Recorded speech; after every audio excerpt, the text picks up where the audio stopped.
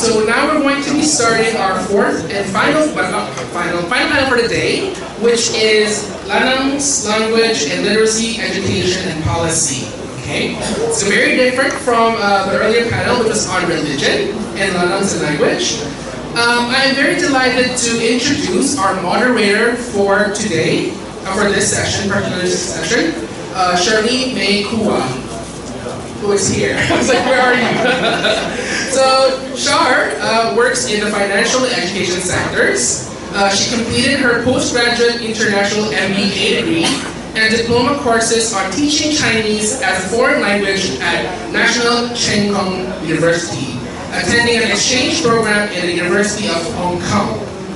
Shar is passionate about the promotion of the Chinese culture, language, arts, business through the social science and business courses she taught at both in UP, or University of the Philippines, and at Ateneo, before joining the private sector, focusing on Chinese market. Currently, she is the Vice President of the Philippine Association for Chinese Studies. Please join me in a round of applause for Charlie. Thank you, Will. Good afternoon, everyone.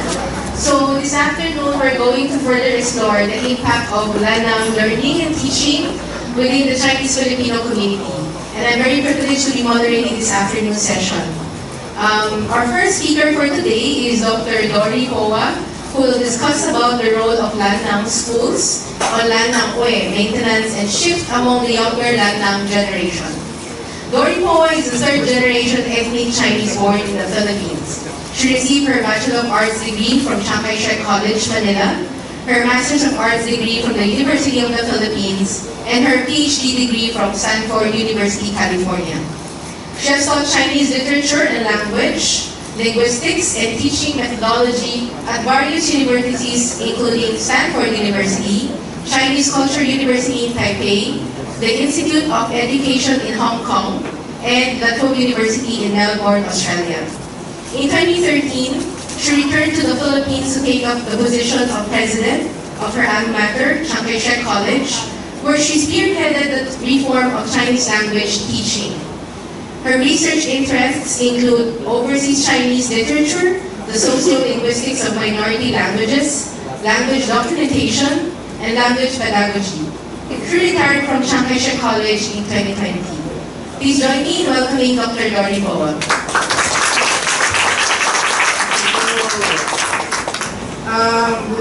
Good afternoon, everybody. First of all, I'd like to thank my Chiang Kai-shek, I should say, ex-colleagues that came to listen to my lecture. I hope my lecture is not going to be too negative. Okay.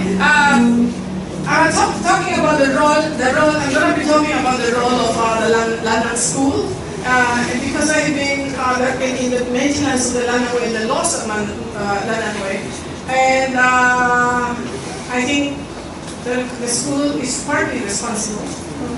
And first of all, you know, as in the Philippines is a multilingual, multi-ethnic country. And so any Filipino who has attended a few years of schooling can speak at least 3 languages. First, they can speak, of course, English and Tagalog, and they speak their own first language. That's the at least. And so the Chinese in the Philippines, growing up in the Philippines in a multilingual situation like this, in a bilingual education policy, attending Chinese school, the Chinese in the Philippines, or Lanang in the Philippines, can at least, in the past, speak 4 languages. Speak indeed.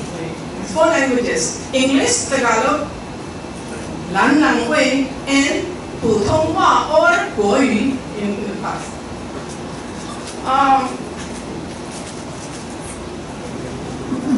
In the early years, Chinese school Lanang Modern they have been very successful in training quadrilingual graduates, and a number of us are here.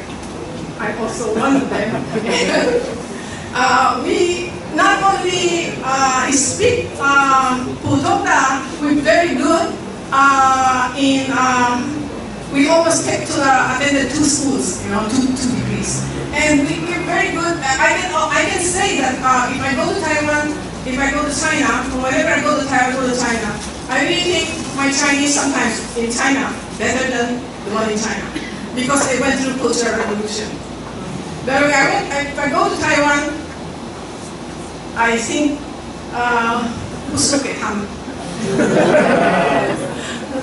So I'm very proud of that, and I'm sure a lot of Chiang Kai-shek graduates are very proud of that. That's the Chiang Kai-shek training in the past.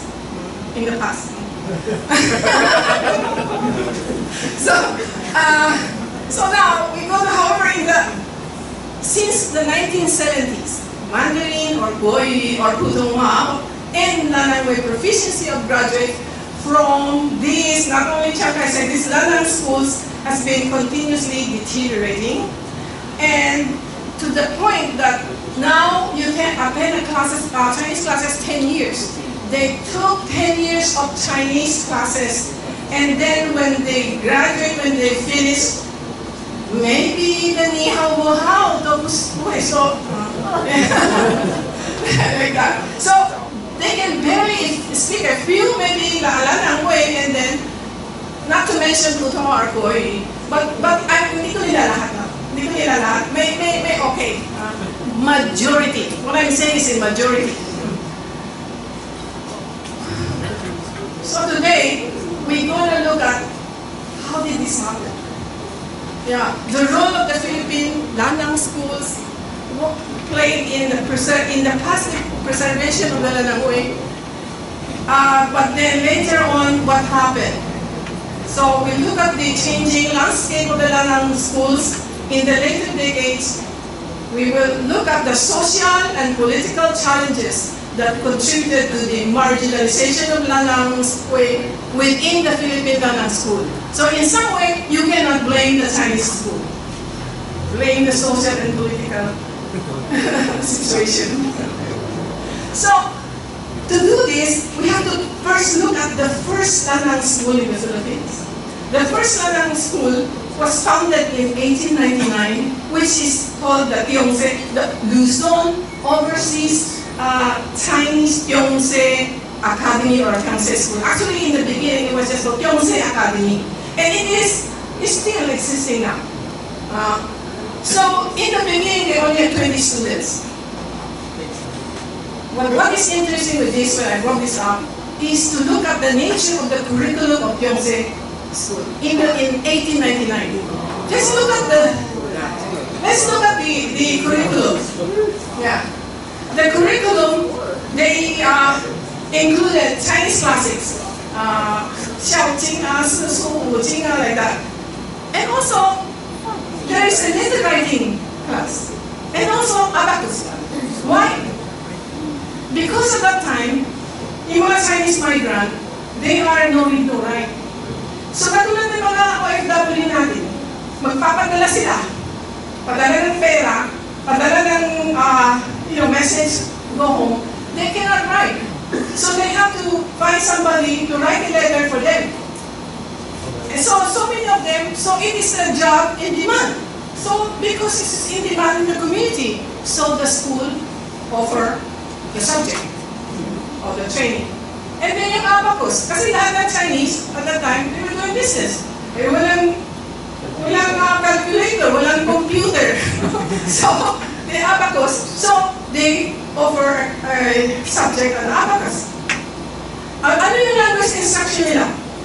Monolingual Lanang Way, because the community is purely speaking Lanang Way. That's the language of instruction. But their source of books and teachers are all from China, from the Minnan area. And they also speak Lianhua, or Lanang Way, as you say. So here we can see that education was closely related to the need of the community. Okay? So I want you to think about this later. And these are the books. Then now, after a few years, the shift from monolingual Lanang Way instruction to bilingual Mandarin, Lanangway instruction. After a few years, I think around 1911 or so, 1911, nationalist government in China was founded. They overthrew the Manchu dynasty. And so the new government, they think that they should modernize their curriculum. They should also have a national language, which is Guoyu. So at that time, they don't have a unified Guoyu. And then in order to teach people how to say, to read Guoyu, they came up with this Popomofo. So remember, you had studying Popomofo.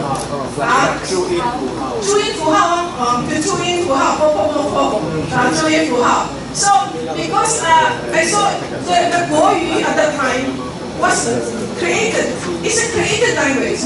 So it's a few writers all got together and say, okay, what is going to use some my boss, then form a Guoyu that will be they will have the entire country to learn it, all the people to learn it, and then in order to remember the pronunciation of this Guoyu, they use this Chuyin Fuhao.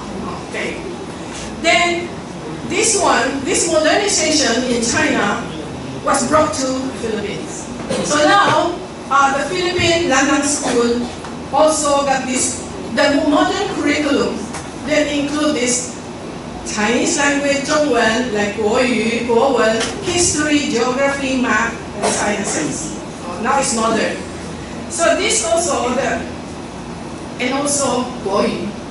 So the adaptation of this modern curriculum simplifies the transition from just a monolingual Lanangway to bilingual Lanangway Mandarin instruction. For example, I don't know if some of you remember, when you study Chinese, Ren, Silang, Yang, 什么样？牛，什么样？虎，小朋友，姐姐，阿七，妹妹，小妹。That is how we learn Chinese. So it is a very typical mother tongue or mother tongue based education. So like this one. 猫是什么样？喵。狗是高。One time I was saying a joke. I was teaching elementary before. I taught in basic Christian, and then I saw there was a fly. And then I asked a student, what is that? 上音、偶形、蚊子、斑啦。Because you learn that together. You learn the Changing, and then the next one is 蚊子. So, but then they start with 西塔。Changing, 偶形、蚊子、斑啦。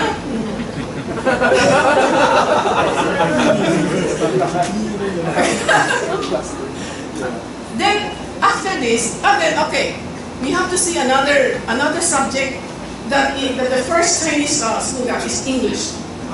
After a while, after a few years, they found that in the American occupation time, the English, they propagated English, and English is going to be very useful in the community. So they added English subject. Okay, education for the community. So then later on, this English subject developed into the so-called dual curriculum. So this is, I'm sure those who have been to Chinese school, they know this. This is a very, very unique system. I think we don't find this anywhere in the world. That they split the program into two sub-curriculum, independent curriculum. So in the beginning, the Chinese curriculum was scheduled in the morning, where you have a whole set of complete. Like you have what is this? In a Chinese, you have all the subjects, and then you also follow a Chinese system where the primary grade is 6 years, high school is 6 years. But then in the afternoon you follow English curriculum, which is elementary for 6 years, high school 4 years. But this time, you know, this is very, in some way very good, because now the instruction is quadrilingual. This is how quadrilingual Chinese Landang came. Because in English division, you study English and Filipino. In Chinese division, you have to study Mandarin and Landang Wei. And this is how it is. The division under the dual curriculum included subjects like math, Chinese division, math, science, history, geography, civic, ethics, etc. So Mandarin was mostly or mainly used in the language and literature subjects.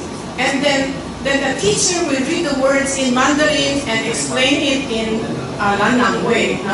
Because most of them I don't know, they don't know Guoyi at the time. And while the subject in mathematics and sciences has to be, can be Landang Wei. So, if you have been to this school, you are old enough like me. What is this? Zhengwanpiao, where everybody has to memorize this in Landang Wei. And how do you read this? Those who don't know them.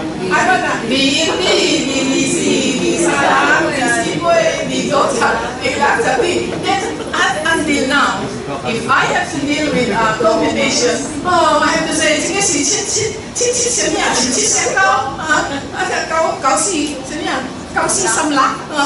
you don't need a calculator. Everybody has to memorize this. Very interesting.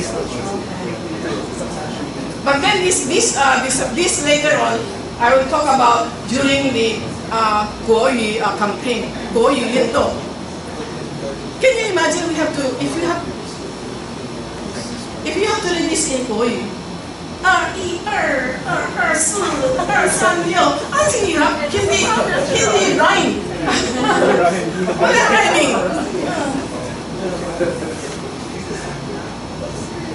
Then, later on, there is a shift from Landang Wei Mandarin bilingual instruction to Mandarin monolingual instruction. Why?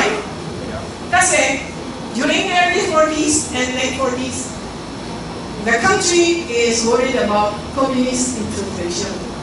And yung mga Chinese school, having Chinese textbooks, speaking in Chinese, hindi maintindihan ng mga Philippine government official.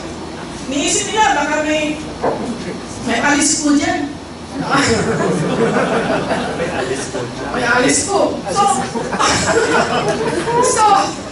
So the Philippine government signed a friendly treaty with the Republic of China government, which is still in Talu at the time, that all the Chinese schools will officially be under the supervision of the Chinese embassy. Para walang infiltration, baka may spy dyan, may pogo, whatever. So, the instruction, all the textbooks will come from Taiwan. Instruction only Guoyi, because at that time, on the height of the Guoyi Yintong, and it became more intense 2 years later. In 1949, the Republic of China moved to Taiwan. They were overthrown in China, and they moved to Taiwan. Once the Kuomintang government moved to Taiwan, they find that, hindi namin maintindihan yung mga sinasalita ng mga tao dito sa Taiwan. So, we might as well promote Guoyi. So, they started this Guoyi Yintong also, and very intense Guoyi Yintong in Taiwan. They did the same, they brought that to the Philippines also. Because the Philippines continue to recognize the Republic of China in Taiwan. So, that is based on the 1947 treaty. Chinese schools remain under the supervision of the Republic of China in Taiwan. So we were almost like a branch of Taiwan school. Remember at the time I was going to teach, be an elementary teacher, I have to go to the Chinese embassy, Taiwan embassy, to pledge loyalty. Pledge loyalty to the Kuomintang of the Taiwan government before they give you a certificate to teach. That was the story. So hindi na kasalanan ng school. Sino may kasalanan? Yeah. So, after the Republic of China moved to Taiwan, ROC government, intensified its campaign to propagate Mandarin both in Taiwan and among overseas Chinese community. So under the supervision of Taiwan government, all courses in Chinese language and farming, including Chinese language history, they all have to be taught only in Mandarin. It's a very sad example that I want to share with you. I don't know whether this happened that time or not. Because in Shanghai State College, the kindergarten, Wang Zhenseng Kindergarten, was teaching Minanhua or Lannan Wei, everything, because they have a very good expert on kindergarten education doing this, and he was even writing children's rhyme that based on the Philippine situation. So the entire kindergarten was Minanhua. If you wanna study this Minanhua, then you go to this Tongzheng kindergarten. I just don't know if they have saved them. He was really very good. They all whatever, it's all in Minanhua. But then because kindergarten at the time, it doesn't have to report to the education department. So once they get into grade 1, it's a different word. Guoyu from the very first day. And then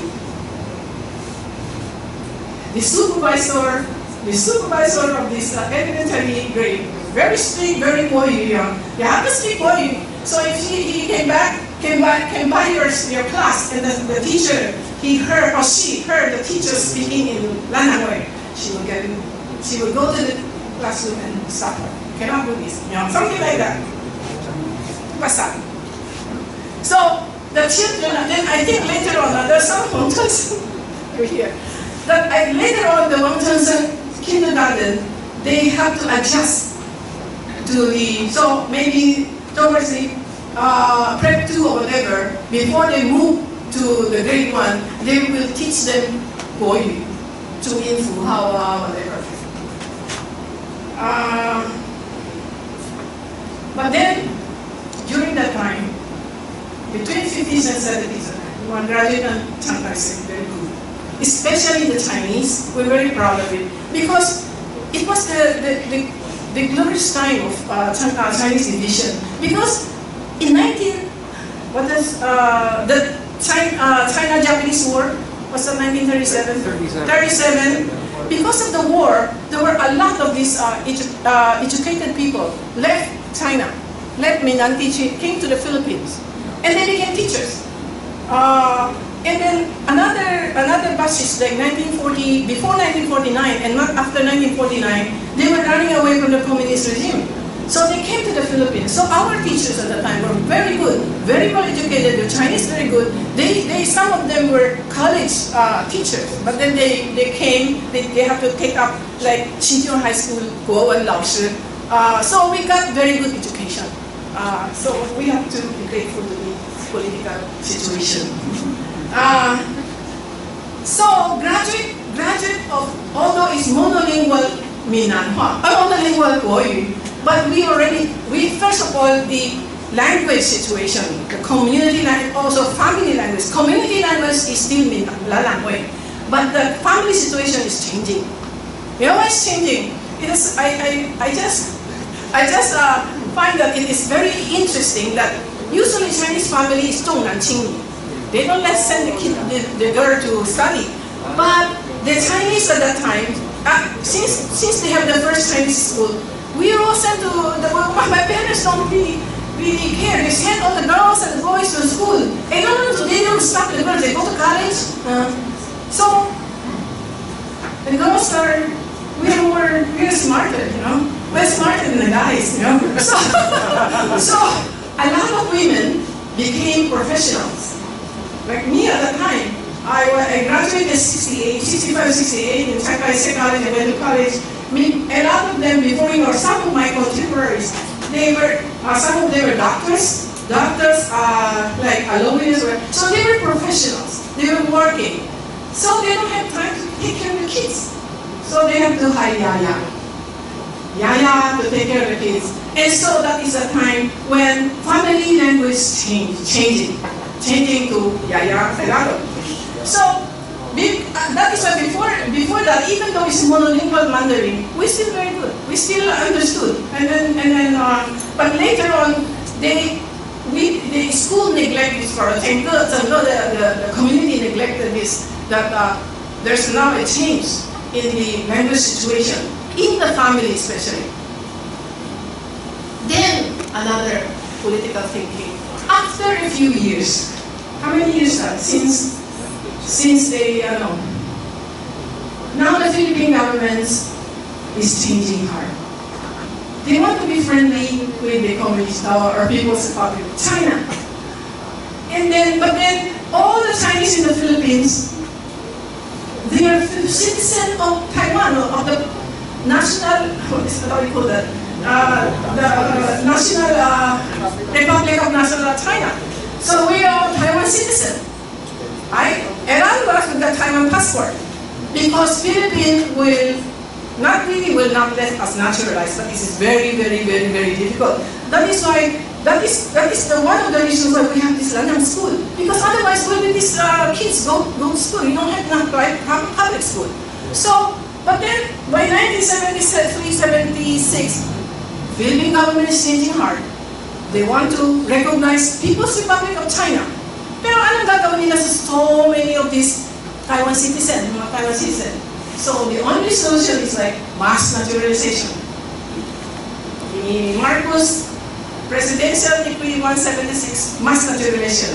So overnight, all the Chinese became Filipino.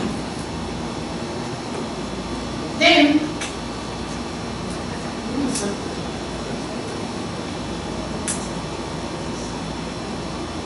wala nang Chinese school.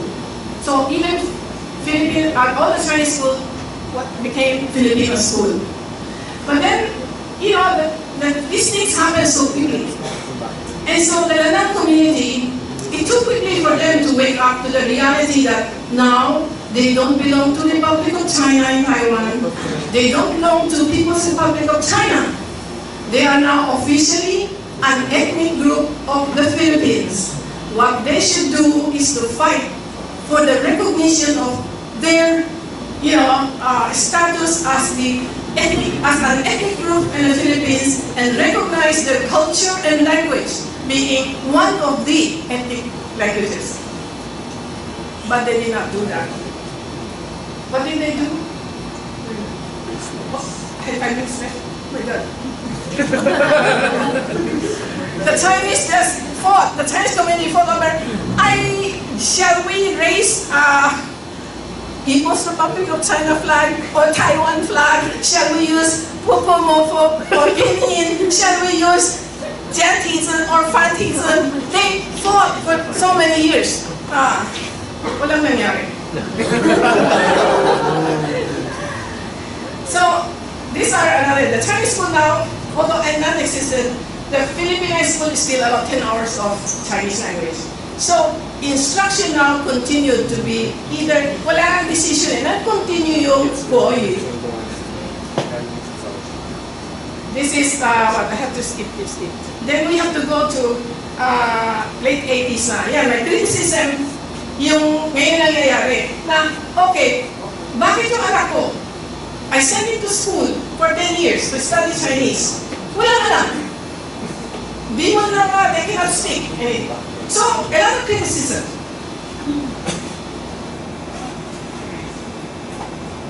Then, even worse, this is what you hear in the Chinese school. Diba? I hate Chinese. I hate Chinese. Then, that is what I heard when I went to Shanghai. I hate Chinese, my student. I hate Chinese. I don't want to study Chinese. Then I say, no, you have to study Chinese compulsory. If you want to enroll in your school, you have to study Chinese. Pipilit sila, pilit. So there are some attempts to solve this problem. Of course, they go for discussion, conferences, meeting, whatever. And ang solution nila, okay, we change the textbook, pero hindi nila kung paano nila change the textbook. They think that you change put the textbook on my Rizal, my Rizal Park, my Bonifacio, my ano, that is already Filipinization. No, it's not. And then later on they invited, they did a lot, but they invited the very famous second language Chinese Pudong teacher from Beijing, somebody else here. He was very famous. So he came and gave a series of lecture, and everybody was so kind of like excited about it. So he was saying that, okay, actually we should use second language teaching that. And up until now, Chinese school is talking about teaching Chinese as a second language. Is teaching Putonghua to Lanang school students second language teaching or foreign language teaching? So based on the language teaching theory, if you are learning a language in the community, then you are learning second language. For example, you go to America, you cannot speak English, you study English, English is the American community language, then you are studying second language. If you go to Beijing, Putonghua is Beijing's community language, you are studying Putonghua, then you are studying Putonghua as the second language. So, what is the difference? Because let's say today that your language teacher in Beijing taught you, Ni hao, that's how to greet. So you can step out of your classroom, and when you may see somebody, the Chinese, you say, Ni hao. Then the Chinese will say, Ni hao, 你的中文很好. That means your how had been corrected twice. That's how you learn in learning language as a second language. But then in the Philippines, if you learn Ni hao, then you go out the street and you saw a Chinese and you say, Ni hao. And the Chinese say, ano yan? Ni hao? Yes, that's a theory. Until now, then another problem is the shortage of Putonghua teachers. This is a long story I can tell you because we have to I don't have time. So, back in the when I was still studying high school or senior school in Chongchang, by senior high school, grade 11, we have a subject on 教育心理, psychology of education. By grade 12, you have to not only take classes about education, you have to do a practical before you graduate. That means they're already training us to become elementary teachers. So when I finished in Chiang Kai-shek BS, education, we have, that year we graduated 2 sections. One section I belong to the Chinese history and literature. The other section focused on education. More or less one section we have 20 students. So that year there were about 40 students graduate. It's so difficult for us to find a teaching job. I cannot go to Chiang Kai-shek because I'm not Malakas with CDM. And so I had to go to Grace Christian because my mother knew Grace Christian, Xiaochang. That's how difficult. But then later on, nakalimutan na yan. Then later on, wala na silang teacher. They import volunteer from China. I know volunteers from China. Be great. So they asked Chinese help. But the arrival of the volunteer teachers initially brought so much hope to the teaching Chinese. They all temporarily were successful. But young volunteer teachers, it's just a band-aid solution. The Chinese community didn't realize that. Kaya yan ay band-aid solution lang. And the majority of them cannot speak English, or very little English. Of course, they cannot speak Lanang way, no Tagalog. Tapos lulukuhin sila ng mga estudyante. And they have problem with the classroom management. So these volunteer teachers, we were very grateful to them by helping us. But in some way, they also further the marginalization of Lanang way in Lanang school. And so my question is, can there be light at the end of the tunnel? A It's not way. Like, we have to discuss it, okay?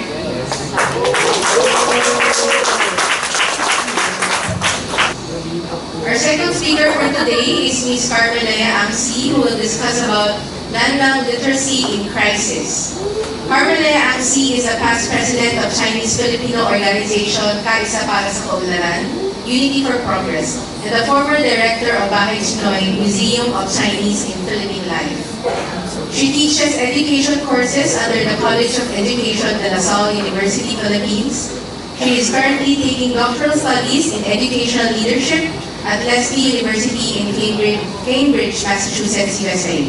Her work in the fields of culture and education spans 20 years and includes engagement with the public school sector and other museums around the country and abroad. She is a sought-after speaker on myriad topics ranging from history, culture, and the teaching profession. She volunteers as a trainer for Bagong Kulturang Pinoy and trains public school teachers around the country on teaching children how to read. During the pandemic, she undertook many training activities on handling online classes and preparing online contents for virtual teaching. And that's all. Please welcome Ms. Carmelea Amsi. Is there light at the end of the tunnel daw, sabi ni Dr. Let's go. Alright. I know my title is clickbaity. The presentation is not about the education system itself. We've heard about that from Dr. Poa. What spurred the questions, my questions here, is that I, and a lot of you, have been called Wanagong too many times to count. Right? So, even by my own relatives. And it's always, wait, why? Why am I Wanagong? What's your measurement? And what's your measurement to call me Landang or not? Right? What are our measurements? So the questions have been there, and thanks to this symposium and our, indefatigable Wilkinson, I kind of wanted to figure out how to answer those questions. So I kept going back and forth, hypothesizing, blah, blah, blah, until I ended up with looking at Chinese language ability. Because every time we're labeled Wanagong, Pianhuan, it's always in the context of the way we speak. Right? So, most of the time, it's in the context of Hyonghe la. Kasi ano la. Right? And Kwan. For my Bisaya cousins. Ayaw mag... Okay. So, if that was the case, then I wanted to see if we ourselves perceive us as Wanagong. Where do we put ourselves in the Landang spectrum? Right? What do we feel about what we learned in school? So for decades now, as Dr. Poa mentioned, elders, our sitwalang, always say that we've lost our cultural heritage, and they are angry at the schools about how badly they're training us. So we have all of these stories, but not really a collection of stories from ourselves as students. No, a collection of empirical evidence. So this presentation is an attempt to start collecting that evidence on what we say about our own education, what we feel about our own education. So I only have 362 participants, so it's a start. I hope we can expand it if I have the chance. Tapusin ko muna thesis ko. Sige.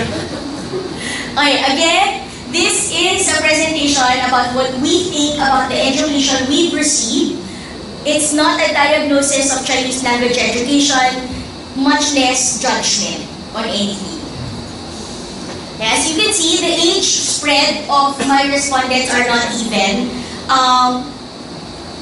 A third of my respondents are the 51 to 65 age range. Ang sipag nilang sumagot ng survey. It takes, I think, around 30 minutes.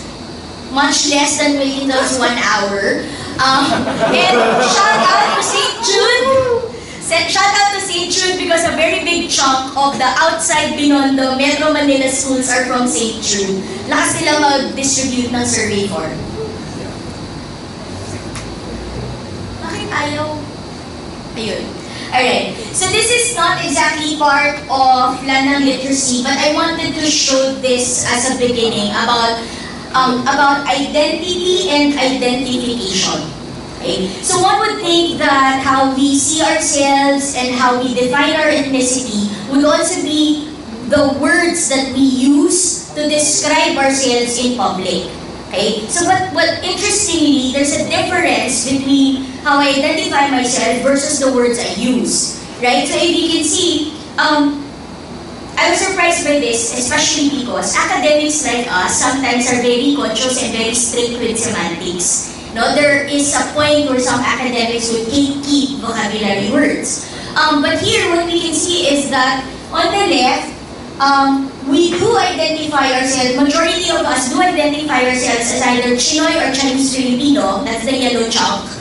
But if you see here, the yellow chunk is divided into words, Chinoy, using Chinoy, the orange one, the darker yellow, and then the bright yellow is, the dark yellow is Filchay, and the bright yellow is Chinoy. Very specific. No? So where does that come from? I'm thinking that young Chinese Filipinos we identify as Chinoy, but the comfort level of the vocabulary words depend on the audiences. So this came out also in the explanations of the respondents, where majority will interchange the words that they use depending on who they're talking to. Obviously, we don't use Lanang in public. We only use it for ourselves in the community. But depending on audiences, they're more comfortable with Filchay. I think because we grew up with it and madulas sa bilang. No? So I'm ascribing it to that. So this data, majority of this, especially I'm picking up from the 18 to 34 age group, the youngest age group, which uses Filchay more than the word Chinoy. So I'm really ascribing it to comfort level for vocabulary words. Right. Across the board, the respondents believe, or participants believe, that it's important to learn Mandarin and Hokkien. Right? So both, these are only the highest levels 4 and 5, meaning importance 1 to 5, 4 and 5. Alright, the emphasis, with emphasis on Mandarin. Life gets in the way, so we don't focus on it. Towards the end of the survey, I did ask participants if they pursued further language learning, formal learning, and very, very few said yes. Very, very few, so I didn't include it anymore. So maybe this is just us speaking as adults when we realize how important language learning is. So we're focusing on levels 4 and 5 for both of the charts. The percentage of those who indicated that learning Hokkien is important is slightly more than the Mandarin. Okay? I have a feeling, because this wasn't explained anymore in the survey, I have a feeling that it's because formal language schooling in our schools is Mandarin, and Hokkien there's really no formal ways to learn Hokkien. It's really from the family, and then your teachers just expect that you go to school, you already know how to speak and understand Hokkien. Right?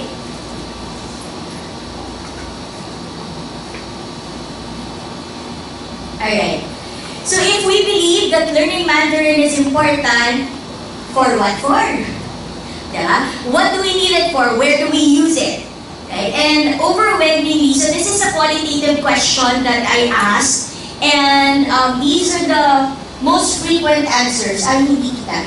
Ipasa naman, no? Business, work, conversation, communication. Majority of us use it for business or for work, speaking with clients, talking to China suppliers. So that's a close tie with conversations and communication, especially now. Nagulat ako sa response na China is a superpower. Maraming ganon, because China is powerful, China is a superpower, China is overtaking the US, mga ganon. No? So that's within this context that a lot of participants are now saying that we need to learn Mandarin. I thought that the reasons would be the same for Hokkien. That business, work, communication. Surprisingly, what we have here more is heritage preservation. cultural, because it's our identity, and a recognition that yes, it is the local language. We recognize that because it is the main language and we want to preserve our heritage, we need to we need to learn how to speak Lanangwe. Except that our parents don't. I'm looking at you, mother. No, she tries very hard to talk to my children, but my children are salvaje. Okay. So here, I'd like to note that in many of the responses, the communication and conversation category is very nuanced. In a lot of the answers, it's all relational. Now, it's really relational, exactly as Thunderson described yesterday. Lanang ba? Oh, lanang! Taksang kachole, oh. Right?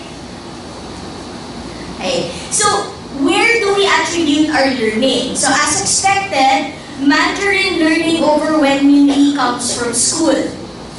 Okay, it comes from school. The others there that says others, the line that says others is family associations, church, media, songs. There's a couple who actually read Chinese, and then study tours. Being sent on a study tour. And being sent to Ientashe and or sa Taiwan.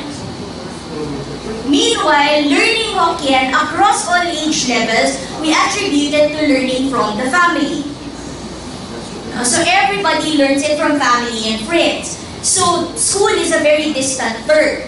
As academics, we know this naman, no? Language capability is really from immersion in the language. Kendrick talked about it this morning.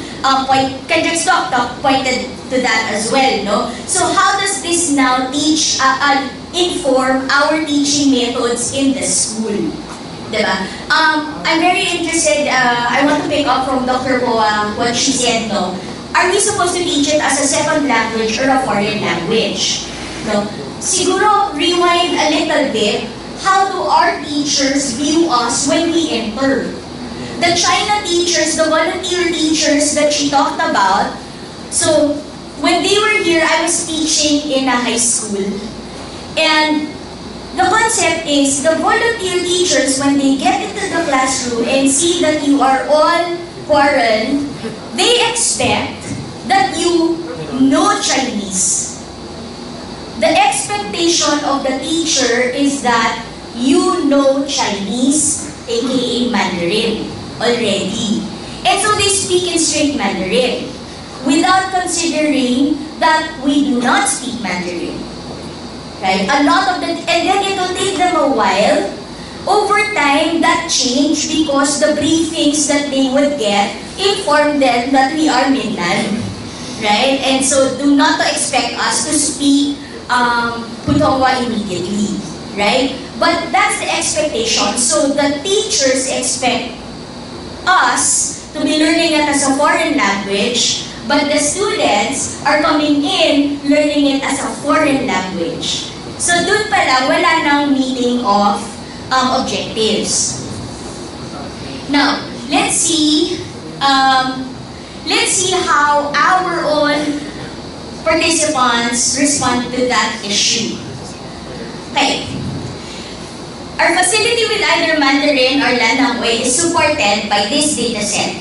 I asked in the survey the main language of instruction, so we can see that really it's Mandarin from the school. Mandarin from the school. The colors are age groups. Now, so 75% of the 66 and up age group is Mandarin from school. 85% of the 18 to 34 age group, they're looking at Mandarin in school as well, learning language of instruction. So, there were a lot of descriptions in the survey that kind of echoed my own experience in school, where the language of instruction depended on what the teacher was comfortable with. So in many cases in the survey and my own experience, if the teacher was local Chinoy, they can explain things to us in Tagalog, Taglish, English, Hokkien. And my cousins in Cebu were saying sometimes their teachers would explain in Bisaya, right? But there are also a lot of instances when formal instruction is in Mandarin, pero pag pinapagalitan ka, diretso Hokkien. Diba? So, may ano rin yun, may nakaka-trauma din yun. Ha? Mas masakit daw kasi pakinggan yung Hokkien. Talos sa buto. Alright, so if you look at the one on the right, this one, I call this the assistive language. So, the age groups again at the bottom, 40% of the 18 to 34 age group would say that a lot of their teachers use English to help them understand the Mandarin instruction. Okay? Which is, makes me feel very hopeful. Okay? The others column here on the left side, refers to Filipino, Tagalog, Taglish, or local languages. Hiligaynon, Bisaya, a lot of those are listed there. What was interesting to me was that for the oldest age group, 66 and above, quite a big chunk of their teachers used local languages. I was expecting that they were trained na Diretso, Mandarin, and Hokkien. But a big chunk of their teachers were using local languages and not just plain Hokkien. No? So that was interesting as well. So given that our language of instruction was mainly Mandarin throughout the ages, where do we rank ourselves? So ito na yung ranking natin. Mandarin proficiency, how confident are we with our Mandarin ability? Personally, I always label myself as survival Chinese. Meaning, I can go to China, buy food, rent a flat, buy a plane ticket home.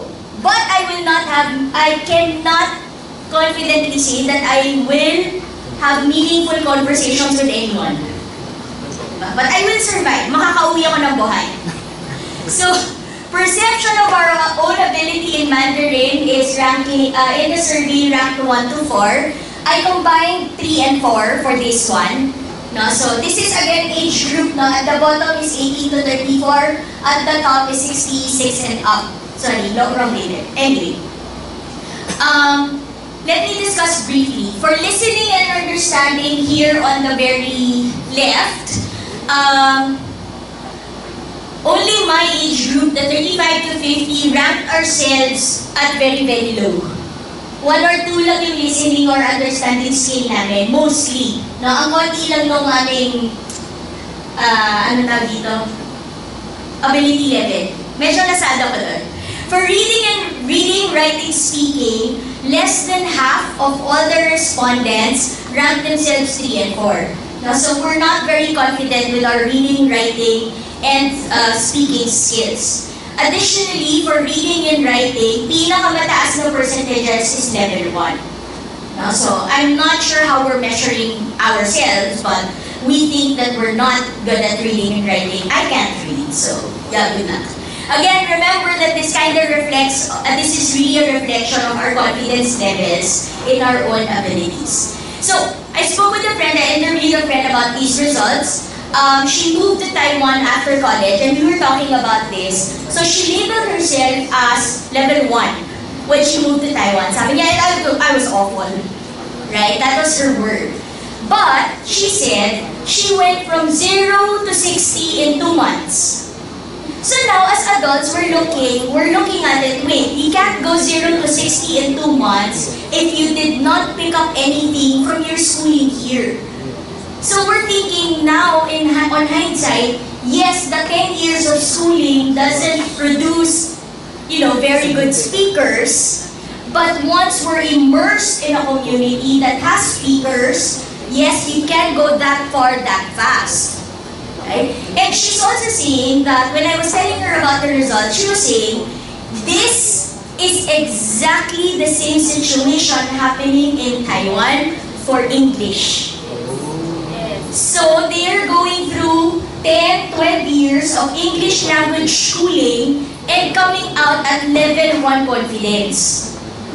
So, but we don't have a study for them, so I haven't researched that. So, but it's the same, pretty much the same banana. Now let's go to Hokkien. How confident are we in our Lanaway ability? The survey again asked for level 1 to 4, ranking ourselves level 1 to 4, and across all age groups, we're acknowledging that we speak, listen, and understand Lanaway better than we do Mandarin. So yes, it's really a matter of having people in the community to speak with. So let's segue a little. Professional teacher naman ako ngayon. Studies have already proven that language learning among children, young children, is very, very fast. It's brain science. It's a physiological thing. Don't worry. It's a physiological thing where as children learn languages, the brain forms synapses and connects those language neurons together. As adults, those neurons are already set, and so you're using different neural networks and neural pathways to learn a language, or it's more difficult. Okay? So I'm just simplifying things because I'm not a neuroscientist. This is just based on what I've been reading on child development. Which means language, so here the advice really for the recommendation always is for us parents to speak the language and to provide that speaking community for our children. Right? Science research has already also proven this method for very young children. One primary parent, one language. If you are a multilingual family, you assign one person to speak one. No, so dad can speak Tagalog, mom can speak English. All four grandparents will only speak Hokkien. Or maybe one will speak purely in Mandarin. That will work. Okay, so that's already been, the language research has already shown that to work. So in the same manner, we could maximize this in school where our lessons maybe should focus on conversations rather than Diaksi or Sianggi. Right? So Marvin, you have to spread out your activity because that was pedagogically perfect. Yeah.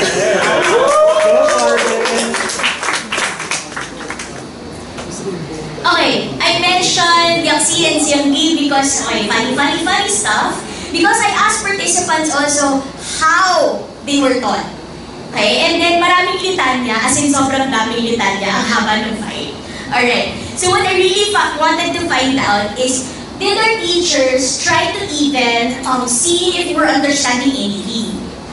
Right? Was there attempts from teachers to see if students understood? Were there understanding checks? So there are some. So the good vibes from some na parang teachers who would explain in Tagalog or in English, the students, the respondents were very happy when they were sharing that. Oh, I had this teacher who did this, who did that, and it was relevant, and we were happy, right? But there were more stories about how teachers don't really adjust instruction, where they would explain in, so all the respondents, you know, our favorite word, sitak. Diba? Our favorite word. I didn't realize though, kasi diba, when we talk to our elders, they're always so proud of, you know, their language ability, that they learned so much in school, blah, blah, blah. But then, even in that age group, the 66 and up age group, you still have CTAC and it's still there. And what's sad about the findings is that there is a big chunk for all age group where the students felt that their needs were never met. No? So the understanding was not the focus. Okay. So in many of the conversations also that I had, sabi ng mga participants na parang, okay, let's say the teacher tried to make us understand, okay, this history or whatever. they're saying naman na parang pointless na rin, diba, Atzi? Kasi we don't care about the topic.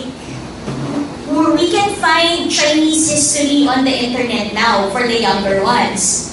And for the older ones, they were saying Chinese history is something that we can read from the encyclopedia, from the book. We didn't need to learn it in school. Right? Because it wasn't our history. I guess that was what Dr. Po was mentioning. When they changed the textbooks, they put Rizal and all that, but it still wasn't relevant for the students. Right? I have one respondent, super fun, sabi niya, now that he's older, and he's looking at Seunggi and Changyi, like, reading what they are, sabi niya, I would have wanted that in high school. But, what if my teacher taught us how to use it? Like, makikipag-break ka sa girlfriend mo, use this. Gusto mo mag-walk out ng bongga, use this. Sabi niya, I would have liked that. He would have appreciated learning Seunggi if it was in that context, rather than us learning the origins of the Seunggi. Diba? So, medyo ganun yung relevance. We're still looking at overwhelmingly relevance of what we're learning, and students will begin to appreciate what the language. Almost done. Alright. So what did we do if we didn't really learn much? I'm going to read one respondent's answer. She's from the 18 to 34 age range. I'm reading this long one because what she wrote here is echoed by a lot of other participants. Quote, teachers who can explain in English or Filipino proved to be the most useful for me. It helped me pick up the lesson faster, retain it for longer.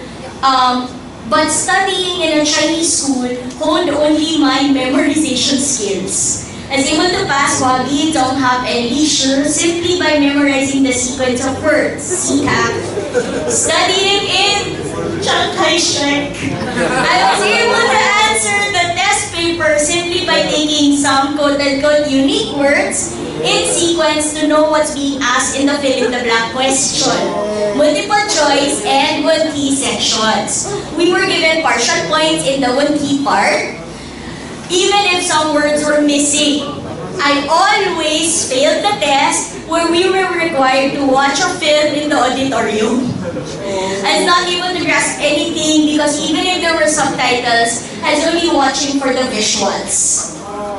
I remember watching about the 9 suns shining at the same time, and the hero shot down 8 suns until only one remained to save the world from intense heat. Several questions were asked.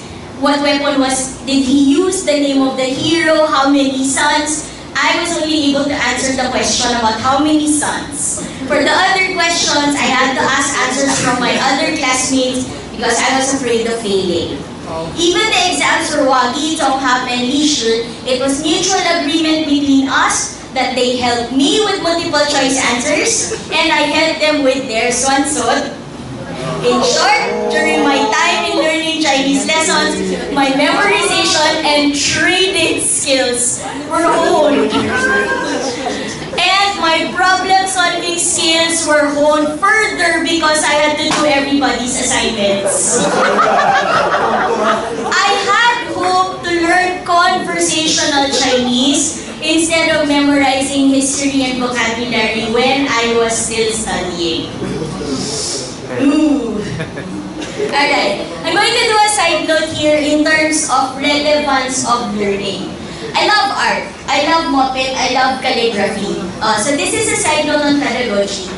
This is not the main theme of literacy, but I'd like to ask, how many of you were actually taught the mechanics of writing moped? Where you were taught to write code, right? Were you taught how to stroke? How to do? Perfect! Perfect! In many instances, especially for me, and in a lot of the conversations I had in the interviews, because I asked this, everybody was just, yeah, they taught us how to hold the stick in like grade 2, and then that was it. Right? But there's no like put pressure here. How do you turn? How do you do that check thing? right? So, this is skill instruction, and many of our teachers don't even teach it properly, okay, or don't even ensure that we learn it properly. So, it should have been enjoyable, but if basic technique was missing, yes, it's art eventually, but we're missing basic technique for a lot of us. Okay? Now, tack on language of instruction and language instruction.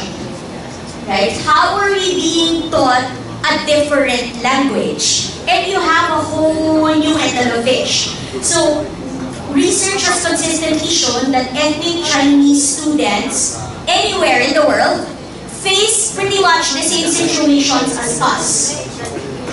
Okay? We have unique challenges. We need to balance the use of Mandarin with the dominant Chinese language of your host country, okay, plus the national or the local language of the country. So Mandarin really is it's really foreign language already. No? Because you still have your local languages, and then you have your local Chinese language, which is Lanangwe for us. Okay? So, most of the time, there's a need to overcome that lack of Mandarin-speaking, the Mandarin-speaking community, and in our case, the declining Lanang-speaking community as well. I am there. So the tone of the participant responses, this is the last, don't worry. The tone of the participant responses mostly pointed to kind of a sad view of what we learned in school and how we view our own abilities. I'm going to read another sentiment from the survey. It's a short one. I was not able to learn much because the school sucked. Chinese for 13 years in school, but our whole batch cannot speak fluently. With this data alone, this should tell you something. This should tell you something is not right and it's not working. They should, the way we're doing it, we hope that we have at least half the students able to speak the language well. Okay, but I want to end the presentation with something positive. In majority of the qualitative responses, the tone of positivity and more of an upbeat vibe would appear when respondents were recalling how their teachers made their lessons meaningful for them. Okay? When teachers find ways to make lessons interesting and focus on student understanding, sometimes the results don't matter because the student remembers and finds the lesson significant. So pedagogically speaking, as a professional teacher, when students place importance on what they're learning, again, the results sometimes is secondary because eventually they recall a particular experience positively, they will return to that experience and figure out what they learned from it or review it for themselves, relearn it if necessary. And that's how we plant the seeds of lifelong learning among our students. And hopefully, with what we've been hearing from the others yesterday and today, way younger speakers, congratulations to the new researchers. The next time I do this survey, I hope that we get results that we're happier with. Thank you, Tasha.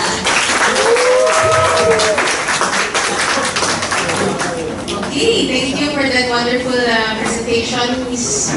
Maya. May I invite both Dr. Poa and Ms. Maya to Okay, so actually earlier today with Dr. Gonzalez-Will's presentation this morning, we talked about the notion of Chinese, right? Being very much intertwined like identity and language. So after hearing your presentations, I would like to put our discussion in the context of Lanang learning within the Chinese Filipino community on how we actually receive the Lanang teachings when we were growing up. So as a first question to Dr. Poa, to start off, during your term as the Chiang Kai-shek College President, the school won Excellence in Educational Transformation Award back in 2017. So could you share more about your journey as a president back then? I think you're pushing for Sunny and Sui in attaining this achievement. The What's the word? Actually, it's not just about the Sanwen Sili that we are pushing at the time. I think when I first got to Chiang Kai-shek, I was really shocked because they don't even have a typewriter in the office. They don't even have a computer in the office. They're still using typewriter, something like that. So we changed that. We changed the, and we renovated the place and put it. And then also I am more focused on the curriculum. It's not Chinese but English because we don't see even English is income. So I was very much, so we did a lot of like improvement and how to make the curriculum more kind of like how do you say that? Application, whatever. And the Chinese, in the Chinese part, the first the first thing I did is like to change the learning of to pinyin, and then transition of the complicated style to Jiantizi, because at the time they were still using the Taiwan style writing. And then the Chinese teaching. Also, we made it more conversational, and also and then the Sanwen Sili was later, because when I first got to Chiang Kai-shek, there was this we were busy for the kind of a transition from 4 years of high school to 60 to K-12, so we were very busy. And then one thing I did there is like, since they were propagating or whatever, it is mother tongue based education. So when we were changing the curriculum, whatever, I put in Chinese as our mother tongue, and so then students have to study this is compulsory. Basta Chinese. So Chinese, then we can add Binanghua. Actually, I was an advocate of Lananghui learning. And that is one of the reasons why I accepted this Chiang Kai-shek position, is because I needed a Ping time to propagate this. Okay, and I'm very happy that Wilson is doing this. Thank you. So, do we have any questions? Okay, Anderson? When we were discussing Chinese education or the Chinese teaching in Chinese schools, I was thinking it's quite irrelevant because we're not actually teaching Hokkien in Chinese schools. But teachers require students to be able to fluently speak Lananghui. So my question is, number one, do you think the Chinese schools or Lananghui are really concerned with preserving the Lananghui or not? Secondly, should we, or is it advisable to add a Hokkien subject in Chinese schools, or just to revive the former method that you were mentioning earlier, the Gao Mao Miao bilingual method in teaching Chinese? And another question, do you think we should, Lanang Archive should communicate with Haodian to tap their help to help us in preserving the Lanang, because Lanang Archive is so limited. If we can encourage or urge the Chinese schools, all Chinese schools, to be concerned in preserving the Lanang way, then it would be a great help. So my suggestion is, can we, like Wilkinson's group, tap the help of Dr. Powa in urging the Haodian to mobilize this.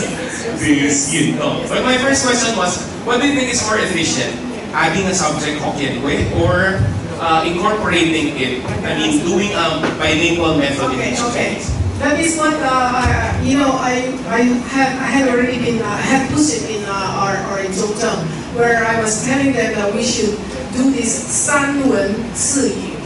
Like, because your Sanwen is, if you are a graduate of Zhongzheng, you have to be able to do Sanzhongyuan, be able to read this Tagalog, English, and Chinese, 中文, whatever it is. But then speaking, you need to be able to speak Tagalog, Filipino. You need to be able to speak English. You need to be able to speak Putonghua, Soda, Putonghua, and then speak Minanhua. And you don't need to add another subject on Minanhua. It's just like before, that is why I had no time earlier. I want to go back to tell people, tell everybody, let's go back and look at the original, 1899 Gyeongsang curriculum. Purely Minanhua. And then it's to serve the community. It's for the community. And then later on, even after that, even during the dual, the curriculum, the modern curriculum, we can learn it. Oh, si Cao Mo, si Niao. So why should you like 眼睛是目睭，眼泪是目山? Then you don't have to say to invent a character for 目山目实，目睭的山. No, you don't.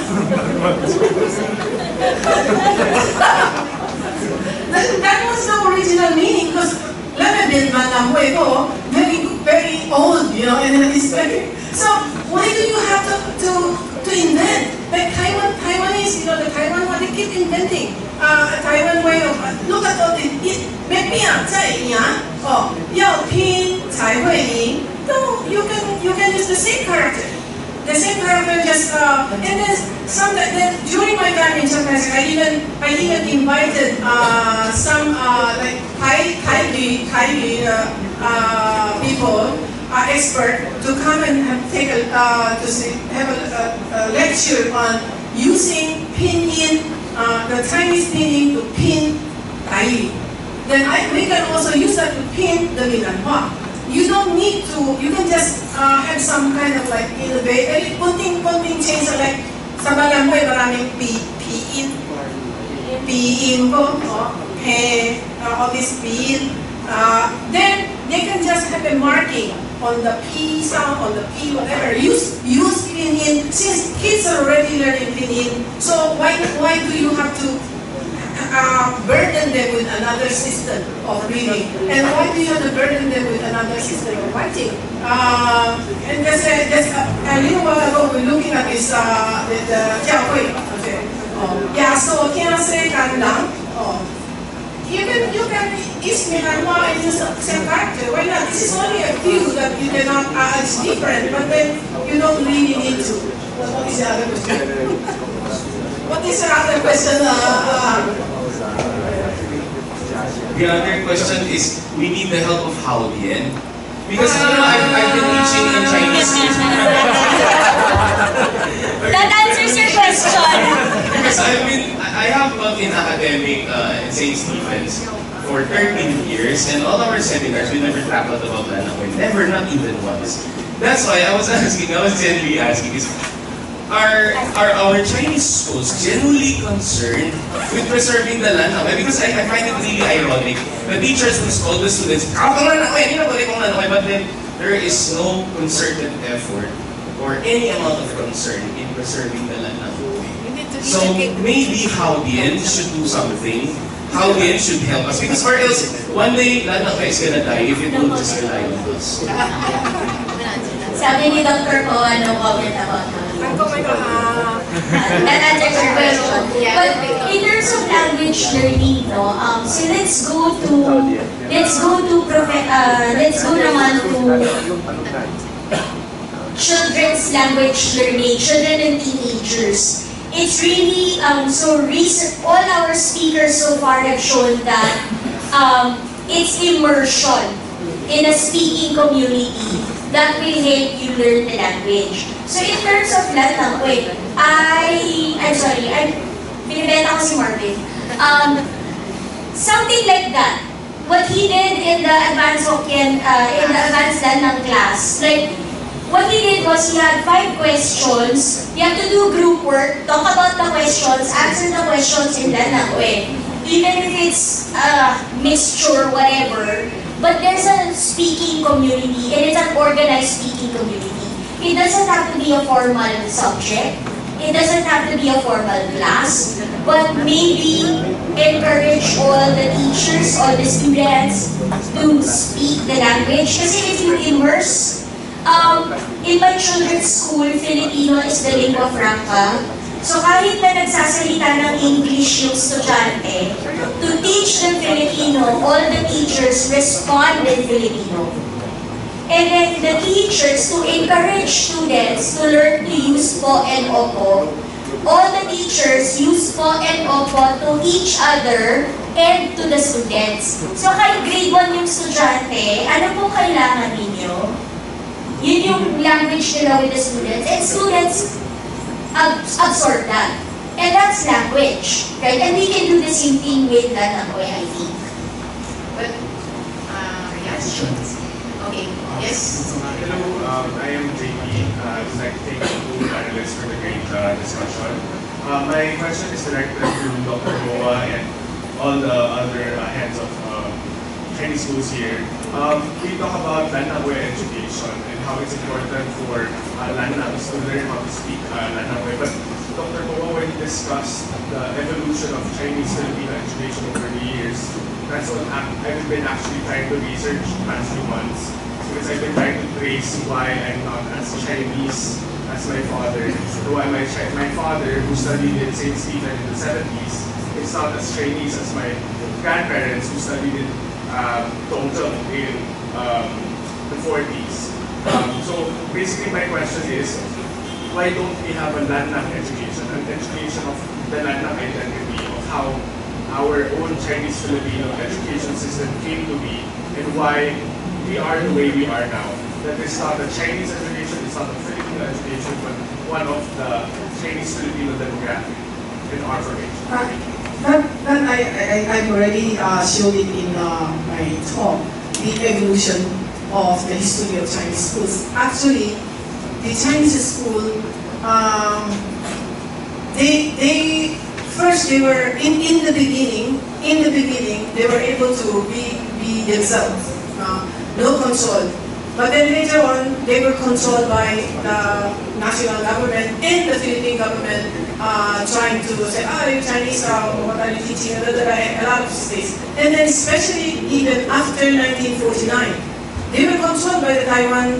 We are under control of Taiwan, so we cannot decide. We should just, the Chinese school at the time just have to follow the curriculum of the Taiwan government, and we use textbook of the Taiwan government, and they said, so we can, that is what I'm saying. After 1976, when all the Chinese schools were Filipinized, when most of the Chinese were naturalized, that should be the time that the Chinese should wake up to say, look, I think this is what happened to Kaisa. Kaisa, had this kind of like waking up thing that we are Filipino, we are ethnic Filipino. So in the education field, they did not do that because Chinese school has not been controlled, and parang they cannot be independent, and also indoctrination is so deep.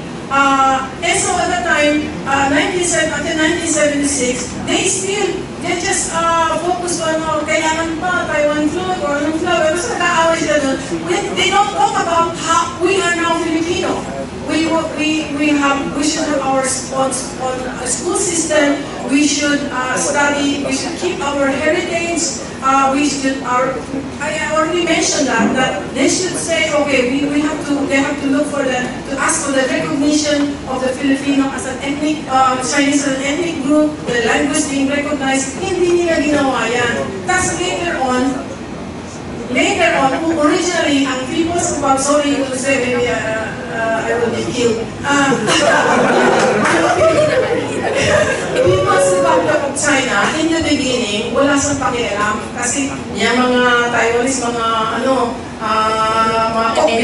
Kuomintang, ayaw nilang pakialaman yan. Then, once it gets out of observation ng mga 1990s, andyan na sila, putong pa. And then, ang ini-instill nila, you have to learn what... I was not in the Philippines at the time. Yung nakikita ko yung isa, babasa ko yung volunteer teachers or other, yung mga expert na, you have to learn if there is one language you have to learn Putonghua. Because yung nalambala mo, minama, may有多少人在说？那你说普通话，你到美国，你到哪里，你到哪都可以跟人家说话And then 普通话闽南话是没有人听懂。My point is like 你听不懂，但是别人听懂。Yeah, so let's thank you for that. Now let's touch on a bit on teaching methodology. So I would like to raise a question to Maya. Well, you like preserve Asian culture. I think you do that as an advocate. And you do that in the work that you do in Bahage. How do you see the relevance of the teaching methodologies done before, like the language of instruction?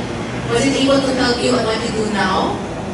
Yeah, maybe just a quick comment about it. Putting me on the spot naman. I'm a teacher in 4th year high school.